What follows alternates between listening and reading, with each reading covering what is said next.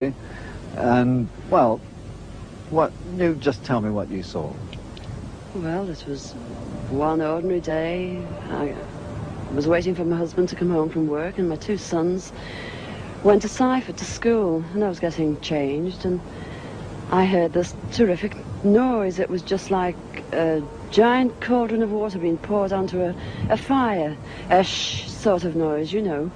And my first reaction was, oh, the children. I thought maybe a plane was crashing or something like that.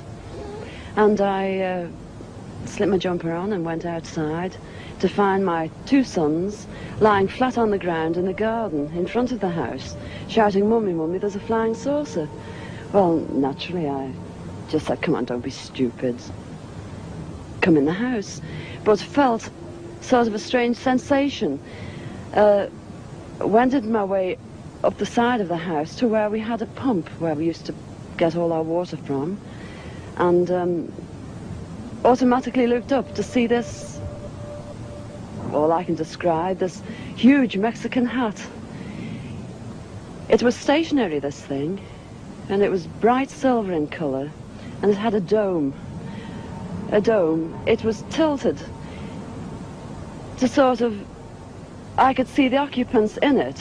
You saw people in it? I saw people in it. There were two people in there. These people were beautiful people. That's the only way I can describe them. They had long golden hair, like a page boy bob, just like the old kings. You used to see photographs of the old kings. And the colour of their hair was golden. Now, I was really... What were they dressed in? They had a sort of a polo neck jumper affair, like a ski top suit, in pale blue. Now, these people weren't sat behind, one behind the other. They were sat together, but this, whatever it was tilted so that I could see them and they could see me. Were you looking at them through windows, through portholes, or what? No, not portholes. It was just sort of like a cockpit, I suppose, that had this perspex or glass or whatever it was. They could see me anyway, and I could see them. And they had beautiful faces. I shall never forget their faces as long as I live. Their foreheads seemed to be a bit larger than, you know, the bottom of their faces as normal people you would expect to see.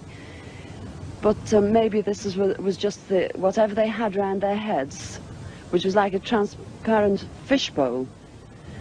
And they just looked, and I was absolutely paralytic with fear. I couldn't move, although my mind was ticking over.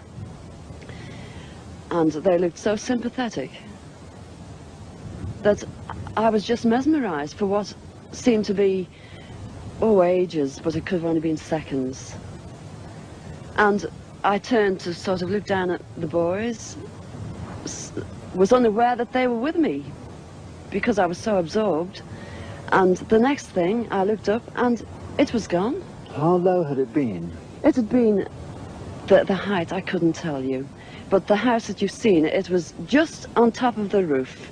It was hovering on top of the roof.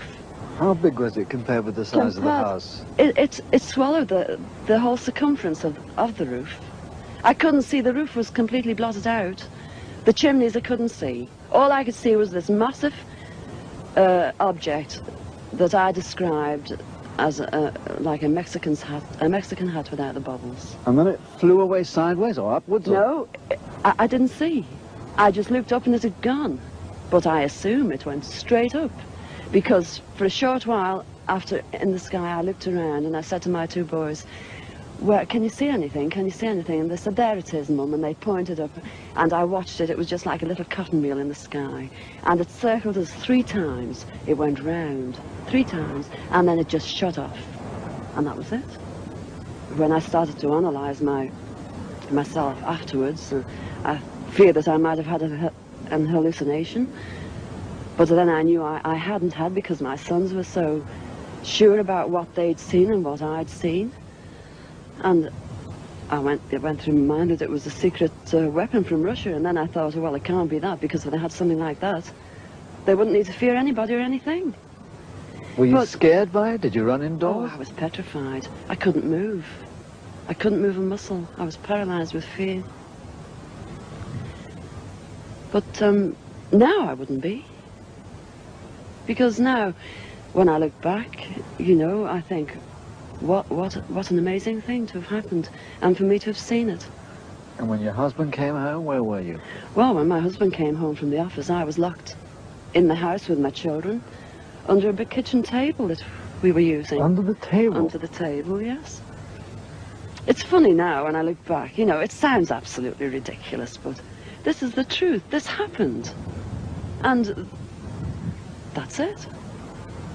We were ridiculed. It was very embarrassing at the time, and people, they possibly thought, oh, she's a nutter. But, you know, who cares? This is something that's happened to me, and I'm a practically minded person, and that's it.